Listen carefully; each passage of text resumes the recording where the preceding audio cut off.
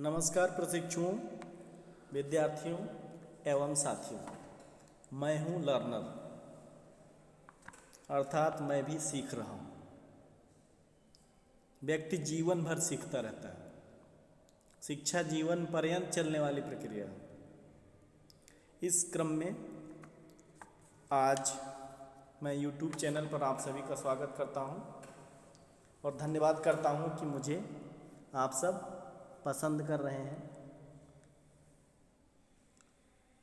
आज मैं उपस्थित हूँ आपको सहसंबंध यानी कोरिलेशन बताने के लिए, समझाने के लिए, स्पष्ट करने के लिए एक छोटा सा प्रयास है।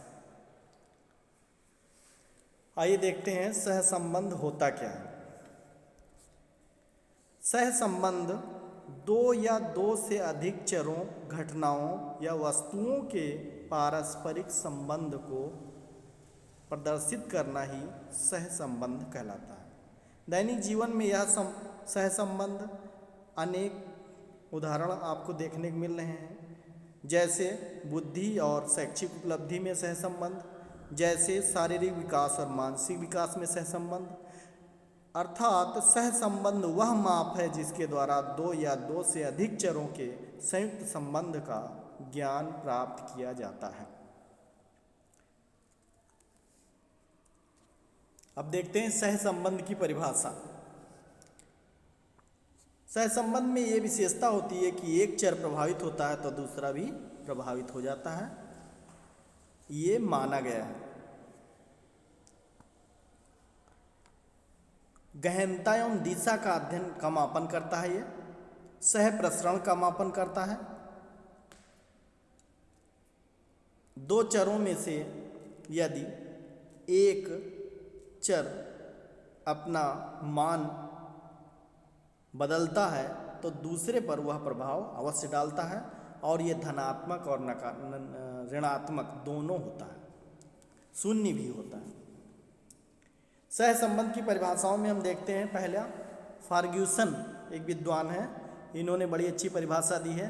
कहा है सहसंबंध का उद्देश्य दो चरों में पाए जाने वाले संबंध की मात्रा का पता लगाना है। कितना संबंध है, कितने मात्रा में, किस सीमा तक संबंधित हैं एक दूसरे से, यही पता लगाया जाता है, फर्ग्यूसन महोदय का कहना है। दूसरी परिभाषा देखें तो गिलफोर्ड महोदय कहते हैं कि सहसंबंध गुणांक वह अकेली संख्या है जो यह बताती है कि दो वस्तुएं किस सीमा तक एक दूसरे से जुड़ी हैं, सहसंबंधित हैं, तथा एक के परिवर्तन से दूसरे के परिवर्तन को किस सीमा तक प्रभावित कर रहे हैं या करते हैं या कर सकते हैं। अगली एक परिभाषा है वेलिस की। वेलिस महोदय कहते हैं कि सहसंबंध का अभिप्राय आंकड़ों के दो या दो से अधिक विभिन्न समूहों की तुलना जिससे उसके संबंध को जाना जा सके और उस संबंध को अंक दिया जा सके, अंकात्मक रूप में उसे व्यक्त किया जा सके। ये बहुत सरल, बहुत अच्छी परिभाषाएं हैं। गिलफोर्ड ने कहा कि एक अकेली संख्या है जो ये बताती है कि वस्तुएं किस सीमा तक एक दूसरे से संबंधित हैं, एक में परिवर्तन होने पर दूसरे में कितना प्रभाव पड़ेगा। नेक्स्ट देखते हैं हम सहसंबंध की आवश्यकता एवं महत्व। सहसंबंध की आवश्यकता में हम देखें तो दो विषयों के सहसंबंध की सहायता से यदि उपरोक्त अनुमान सही न निकले तो यह निदान करना आवश्यक हो जाता है कि उसका कारण क्या है, और निदान के बाद उसका उपचारात्मक शिक्षण की व्यवस्था करना। यानी कि हम जब दो संबंधों में देखते हैं तो ये यदि उसमें हमको उचित परिणाम न निकले तो हम देखते हैं कि ये क्या कारण है, तो ये कारण पर हम जाते हैं और कारण जानने के बाद निदानात्मक परीक्षण के बाद हम उपचारात्मक शिक्षण की व्यवस्था कर सकते हैं। इसलिए सहसंबंध का बहुत ही महत्व है। दूसरा बिंदु है क्रियात्मक अनुसंधान में सहसंबंध का प्रयोग विशेष रूप से किया जाता है। यदि क्रियात्मक अनुसंधान में हम सहसंबंध न करें तो हमें उपयुक्त परिणाम प्राप्त नहीं होगा और तात्कालिक सुधार की संभावना बहुत कम हो जाएगी। तीसरा बिंदु है हमारा सह संबंध के द्वारा हम अध्ययन विषयों के सह संबंध की सहायता से छात्रों को शैक्षिक और व्यावसायिक निर्देशन प्राप्त दे पाते हैं, देने में हमें सहायता मिलती है। यदि हम व्यावसायिक और शैक्षिक निर्देशन देना है तो सह संबंध के द्वारा ही हम उसे छात्र को या विद्यार्थी को हम निर्देशित कर सकते हैं, करना संभव होता है। अगला चौथा बिंदु हमारा है कि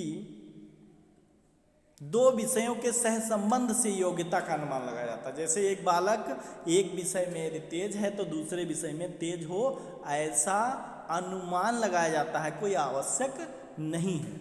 कोई विद्यार्थी मैथ में तेज है तो कोई जरूरी नहीं कि संस्कृत में भी तेज हो, ठीक है, लेकिन हम अनुमान लगा सकते हैं, सह संबंध के द्वारा उसकी योग्यता का पता लगाया जा सकता है।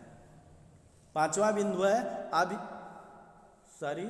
ये गलत टाइप हो गया है। ये 4 बिंदु हमने स्पष्ट किए हैं। अगला है कार्य कारण संबंध की जानकारी के आधार पर किसी क्षेत्र में होने वाले परिवर्तन से किसी दूसरे क्षेत्र में होने वाले परिवर्तन की भविष्यवाणी भी की जा सकती है। यद्यपि कार्य कारण संबंध इसे नहीं समझना चाहिए, सह संबंध को। कार्य कारण संबंध अलग है और ये सह संबंध अलग है, फिर भी हम कारण तक जानने की चेष्टा अवश्य करते हैं इसके सहारे। ये हो गया आपका। नेक्स्ट है सह संबंध की विशेषताएं। यदि विशेषताएं हम देखें, विशेषता माने होता है सह संबंध के द्वारा या कैरेक्टरिस्टिक्स देखने से हमें क्या क्या अनुसंधान में लाभ प्राप्त हो सकता है, गुण है, कौन कौन से गुण हैं सह संबंध के। पहला बिंदु है इसमें सह संबंध विश्लेषण से दो चरों के संबंध का अध्ययन किया जाता है। बिल्कुल सरल है। सह संबंध के विश्लेषण से हम क्या करते हैं, दो चरों के मध्य का संबंधों का अध्ययन कर सकते हैं। दूसरा है चरों की परिशुद्धता से मापने के लिए स्पेयरमैन ने कोटि संबंध सह संबंध का उपयोग अंकात्मक रूप देने में किया है। यानी इसको हम कहें तो यदि चरों को परिशुद्धता से न मापा जा सके तो स्पेयरमैन के कोटि सह संबंध का उपयोग रेखीय संबंध को संख्यात्मक रूप में मानने के लिए हम प्रयोग कर सकते हैं। तीसरा बिंदु हमारा है कार्ल पियर्सन महोदय ने जो सह संबंध बताया उसे R से व्यक्त किया है और R सदैव -1 या +1 के बीच ही रहता है, यानी ऋणात्मक और धनात्मक। तो ये बात बताया गया। और R दो चरों के बीच केवल रेखीय संबंध को संख्यात्मक रूप से व्यक्त करता है, रेखीय को ही व्यक्त करता है। अगला बिंदु हमारा चौथे बिंदु में कहा गया है कि सह संबंध कार्य कारण संबंध नहीं है, यह सह प्रसरण होता है। यानी सह संबंध का तात्पर्य कार्य कारण संबंध नहीं बल्कि केवल प्रसरण दर्शाता है। नेक्स्ट हम आपको सह संबंध के बारे में सार रूप में दो तीन लाइनें बता देंगे।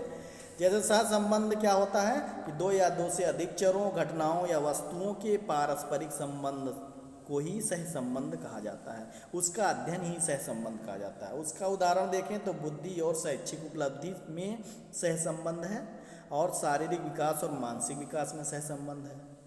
ठीक, एक के प्रभाव से दूसरा प्रभावित हो जाता है। गिलफोर्ड महोदय ने कहा कि सह संबंध गुणांक वह अकेली संख्या है जो ये बताती है कि दो वस्तुएं किस सीमा तक एक दूसरे से संबंधित हैं। एक के परिवर्तन से दूसरे में क्या परिवर्तन हो सकता है या कितना प्रभावित करती है। फर्ग्यूसन ने कहा सह संबंध का उद्देश्य दो चरों में पाए जाने वाले संबंध की मात्रा का पता लगाना, कितना गहरा संबंध है, कितनी मात्रा में संबंधित हैं एक दूसरे से, ये पता लगाया जाता है। विशेषताएं देखें तो प्रकीर्ण आरेख दो चरों बीच संबंध के स्वरूप की दृश्य प्रस्तुतिकरण करता है। तो अल्पीयसन का सहसंबंध गुणांक बताता है जिसे आर से लिखते हैं। केवल रेखीय संबंध को हम आर संख्यात्मक रूप से माप सकते हैं, जैसे आर सदैव ऋणात्मक और धनात्मक एक के मध्य ही रहता है।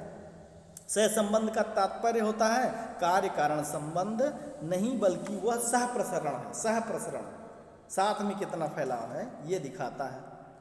सहसंबंध की आवश्यकता में महत्व देखें तो दो विषयों के संबंधों सहसंबंधों की अध्ययन से किसी छात्र की एक विषय की योग्यता के आधार पर दूसरे विषय का अनुमान लगाया जा सकता है कि बालक कितना तेज है। सहसंबंध में सबसे अच्छा यही है कि एक बालक को हम देखें और उसके दो विषयों के रिलेशन को हम देख लें, तो ये पूरा अध्ययन इस पर ही आधारित हो सकता है। क्रियात्मक अनुसंधान में सहसंबंध का प्रयोग विशेष रूप से महत्वपूर्ण होता है। धन्यवाद।